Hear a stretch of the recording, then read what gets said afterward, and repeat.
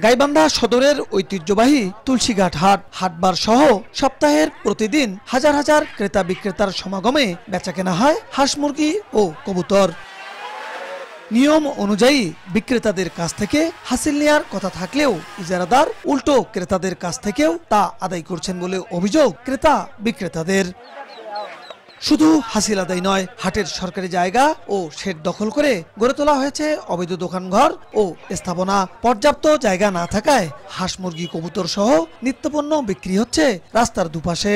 যখন কেউ বিক্রি করে সেখানেও নিবে, নিয়ে যখন পাইকারি মনে করেন ওখান থেকে বিক্রি করে আবার নিয়ে যাবে, সেক্ষেত্রেও নিবে। দুই তরফ থেকে টাকা দেওয়া হচ্ছে, এক তরফ থেকে নেই। না দেয় তাহলে কাজ করবে, নাহলে মুরগি খেয়ে যা।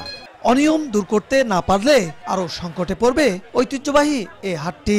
ধরনের জায়গা থেকে বিভিন্ন তরি তরকারি নিয়ে আসতো এখানে, তো এখন তারাও কিন্তু আসে না। জেলাতে বসে ব্যবসা বাণিজ্য করতো মানুষ, তো সেগুলা চায়ের দোকান করছে, বিভিন্ন প্রকার হয়তো হাঁস মুরগির দোকান করছে, বিভিন্ন দোকান করছে।